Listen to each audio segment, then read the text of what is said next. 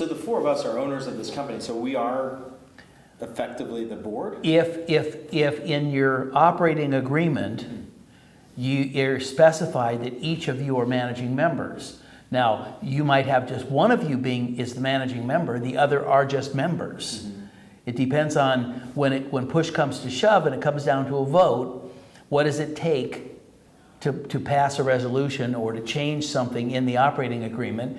And that's details based on your percentage ownership and on the details in the operating agreement as to who has control. If you all have equal votes but in different percentages, then yes, I would guess you're all termed managing members. Okay. In the document. But then, for example, if all of a sudden you cut in somebody else for a small percentage, you wouldn't necessarily make them a managing member. They would just be a member, meaning they're a shareholder. Gotcha. Okay? And so we started with the origin of boards and why public boards have them. As a number of shareholders expand, then it's shareholder representation. As Don said, that's really become a lot more intense over the years as the government gets more and more involved, and as there's shenanigans and somebody tries to figure out how do we deal with that going forward with regulations and so forth. But to cut to the chase in terms of a private company, you guys are all the board now, if you will. And one of the questions that I saw was, would you still be on the board if you had a board? And the answer is, when it's a private, the management of a company reports to the board. Mm-hmm. Now, who does the board report to? The shareholders? The shareholders. Yeah. Now, if the management of the company are the shareholders, then the management reports to the board and the board reports to the shareholders, which are the same people but just with their shareholder hat on. Okay. So jumping to the first question, I don't want to have a board because I don't want somebody telling me what to do. Okay, if you're the owners, then a board can't tell you what to do. If you're the majority owner or represent the majority ownership, the board can't tell you what to do, because the example I give typically is you're in a board meeting and you've got an independent board member. Or let's just say that since there's 5 of you, let's just say you had a board of 11. And there were 6 other people on the board. And they all voted against you. Okay? If really push came to shove, this would never happen with this group, but I'm just giving you a technical example. Push comes to shove, you call for a shareholder vote, and you all vote as the shareholders to fire the board. And you fire the rest of them. And you don't do what they want. The objective really comes down to placing independent board members in a position that allows them to completely understand what you're doing. Not interfere, as Don indicated, but understand what you're doing. And it's a check and a balance. So now you're going to say, well, we're going to really do this. And what do you guys think? Well, we think that's really a dumb idea. Well, why? And they go through the explanation. You don't put people on the board that you consider to be ill-equipped, without calling them stupid or anything else, ill-equipped to be on the board. You're going to put people on the board that you respect. And that's why I asked you the question, what would you look for if you could hire somebody at a high level to come in?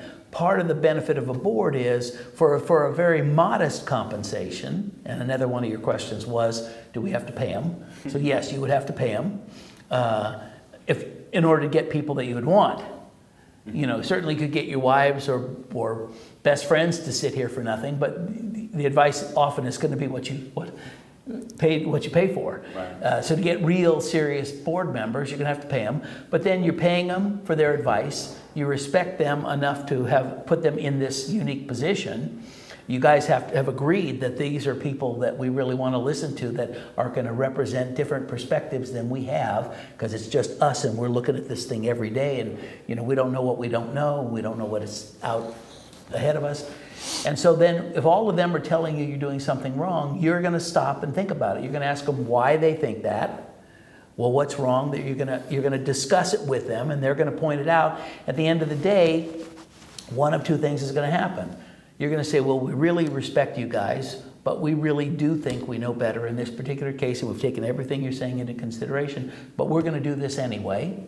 Or, boy, you know, you are right, we didn't think about that. No, we're not going to do it for those reasons. And then they're going to say, either say, well, we respect your judgment that you're going to go ahead and do it, even though we don't agree with it, but it's not going to be that terrible, and we don't think it's going to be disastrous, or we're going to be held liable for anything, so we'll continue to support you. Or, no, I don't want to be associated with an organization that would do anything that dumb, so I resign.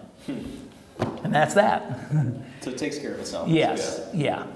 And I've never, ever, hardly, I can't even think of a good instance where it's gone awry in a situation as tightly managed. Now, situations where it has gone awry, there's many of the boards I've been on were companies that even if they weren't venture capital controlled, they were highly venture capital influenced. And when venture capital invests in a company, it comes with a lot of strings attached, a lot of terms and conditions and strings attached. Sometimes they add more board members and therefore have more control over the board. Sometimes they have voting preferences where anything you want to do, no matter who votes for it, they have to approve it.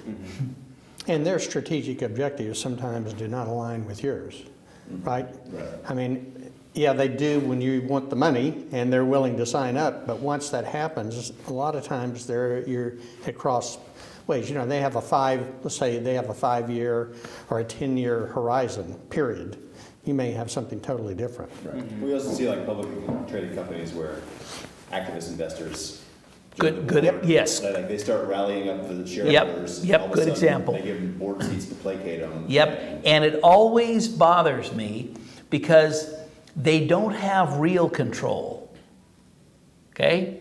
They own 1%, 3%, 5%. They don't have real control. In the companies we deal with, that only happens when they have real control. Yeah. When they have a percentage and they can get other people representing a total of 51% total, and they have real control. These activists don't, but they buy a large enough chunk where they have enough say-so, and they have the resources that they can solicit proxies, they can file lawsuits, they can make a big stink, and ultimately the company wants to avoid that because it doesn't want that laundry, that dirty laundry, aired publicly, because ultimately it will have a negative effect on the stock. So it's really the stock price that's driving companies, in my opinion, I don't know if you agree, I agree. Totally that drive companies to acquiesce to those kinds of tactics. And I'm thinking, these guys own 3%. Why, it's a multi-billion, $100 billion company. Why would you just not tell them to take a hike? But they're so concerned about perception and public relations. So it's interesting. But in your case, none of that applies.